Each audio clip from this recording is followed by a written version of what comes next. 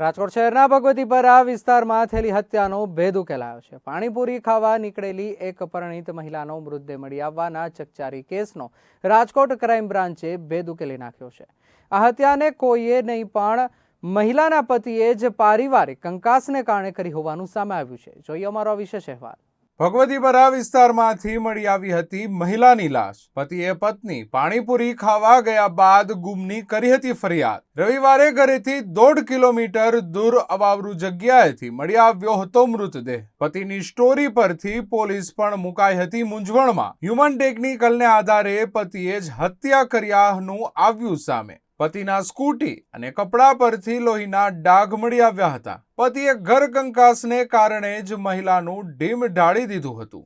રાજકોટના ભગવતીપરા વિસ્તારમાંથી રવિવારના રોજ સવારે એક મહિલાનો મૃતદેહ મળી આવતા ખળભળાટ મચી જવા પામ્યો હતો, જેમાં પતિ દ્વારા પોતાની પત્ની સ્નેહાબેન આસોડિયા પાણીપુરી ખાવા ગઈ બાદ પરત ન આવ્યાની ફરિયાદ લખાવી હતી। જે બાદ બીજા દિવસે લાશ મળી આવતા ક્રાઇમ બ્રાન્ચ એસીપી, ડીસીપી તેમજ પોલીસ કમિશનર ઘટના સ્થળે પહોંચ્યા હતા। જે ઘટનાની ગંભીરતાને ધ્યાને લઈ નાયબ પોલીસ કમિશનર જગદીશ બાંગરવાના સુપરવિઝન હેઠળ અને મદદનીશ પોલીસ કમિશનર ક્રાઇમ ભરત બસિયાના માર્ગદર્શન હેઠળ ડીસીબી પોલીસ સ્ટેશનના police inspector M R. Gondaliya, M L. Damor, C H. જાદવના નેતૃત્વ હેઠળ police sub inspector A N. Parmar, M K. Movaliya, V D. Dodiya, S V. Chudasama, A S. ગરચરની અલગ અલગ ટીમો બનાવી તેમજ ટેકનિકલ સોર્સ તેમજ હ્યુમન સોર્સ દ્વારા ગુનાના આરોપીને શોધવા પ્રયત્ન કરતા હતા। તે દરમિયાન મળેલી ખાનગી બાતમીના આધારે મૃત્યુ પામનાર સ્નેહાબેનને તેના હાલના પતિએ જ મારી નાખ્યાની બાતમી મળી હતી। જે બાતમીના આધારે મહિલાના પતિ હિતેશભાઈ કાંતિલાલ આસોડિયાને પૂછપરછ માટે ડીસીબી પોલીસ સ્ટેશન ખાતે લાવી પૂછપરછ કરતા પોતે ગુનો કર્યાની કબૂલાત આપી હતી। ગત રવિવારે સવારે બી ડિવિઝન પોલીસ સ્ટેશનના વેલનાથપરા વિસ્તારમાં એક યુવતીની મૃતદેહ મળી આવી હતી। પ્રથમ દ્રષ્ટિએ આ યુવતીના માથામાં ઈજાઓના નિશાન હતા। એના ઉપરથી પ્રથમ દ્રષ્ટિએ એવું લાગતો હતો કે એની હત્યા થયેલી છે।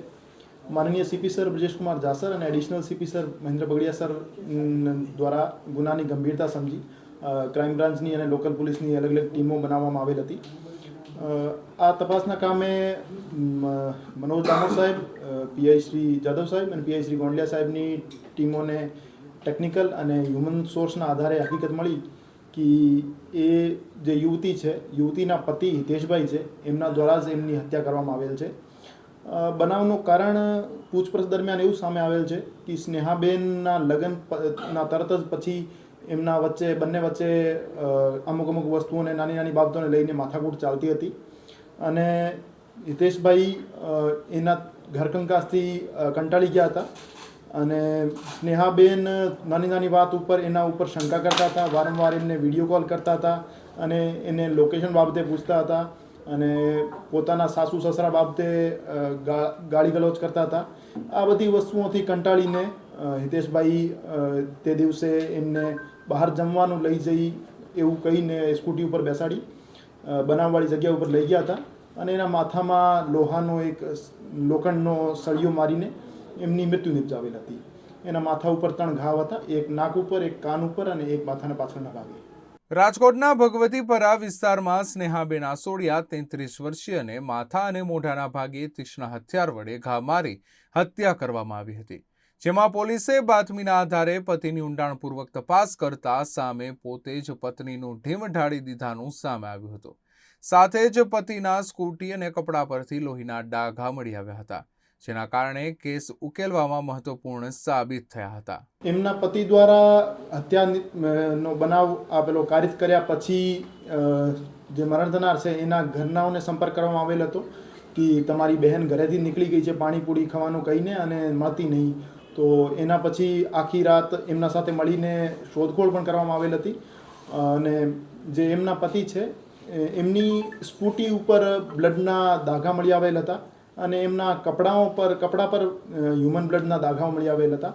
એના કારણે પ્રથમ દ્રષ્ટિએ એના ઉપર શંકા ગઈ અને પછી પૂછપરછ દરમિયાન એમના દ્વારા કબૂલ કરવામાં આવેલ હતું કે એમના દ્વારા જ હત્યા કારિત કરવામાં આવેલ છે અને લગ્નગાળાના શરૂઆતથી જ એમના વચ્ચે નાની નાની બાતોને લઈને મનદુખ ચાલતો હતો। આરોપી પોતાના કારખાને ઉપર હતા તો ત્યાં એની જે વાઈફ છે મરણજના સ્નેહાબેન એમના દ્વારા એમને વારંવાર કોલ કરવામાં આવતા હતા અને ફોન ઉપર ગાળાગાળી પણ થઈ અને મા બેનની ગાળો બોલી એનાથી એને ગુસ્સો વધી ગયો અને કારખાનાથી જ એક લોહાનો સળિયો લીધું અને એમને કીધું કે અમુક સ્પોટ ઉપર તમે આવી જાઓ પછી આપણે બહાર જમવા માટે જઈએ અને ત્યાં સ્કૂટી ઉપર બેસાડીને અવાવરૂ જગ્યા ઉપર લઈ ગયા અને પછી એમના માથા ઉપર વાર કરેલ. એ બનાવની વખતે એ જે બાળક હતો એમનો 2 વર્ષનો એ આરોપી જે છે આરોપીના માતા પિતા પાસે હતો અને એ એમનો રૂટીન કોર્સમાં એમને મૂકીને આવ્યા હતા. એની પત્ની જે છે બાળકનું ધ્યાન નહોતી રાખતી એટલે રેગ્યુલરલી એને જે હસબન્ડ છે આરોપી છે એ પોતાના માતા પિતા પાસે જ રાખતા હતા. સવારે મૂકીને આવે ને સાંજે લઈ આવે. હજુ સુધી ડિસ્કવરી પંચનામા ક્રાઇમ બ્રાન્ચ દ્વારા કરવામાં આવેલ નથી. એ લોકલ પોલીસ સ્ટેશન દ્વારા જે આઈઓ છે એમના દ્વારા કરવામાં આવશે. રાજકોટ ક્રાઇમ ડીસીપી જગદીશ બાંગરવાએ જણાવ્યું હતું કે મૃતક સ્નેહાબેન અને આરોપી પતિના લગ્નને 3 વર્ષ થયા હતા. છેલ્લા 1 થી 1.5 વર્ષથી પત્ની દરરોજ પતિ સાથે નાની નાની બાબતોમાં માથાકૂટ કરતી હતી. ત્યારે હત્યાના દિવસે પણ બંને વચ્ચે ટેલિફોનિક વાતચીતમાં ગાળાગાળી થઈ હતી, જેના કારણે પતિએ પત્નીની હત્યા કરવાનું નક્કી કર્યું હતું. આરોપી પતિ કારખાના ખાતેથી સળિયો લઈને આવ્યો હતો અને તેના વડે પત્નીની હત્યા કરી નાખી હતી.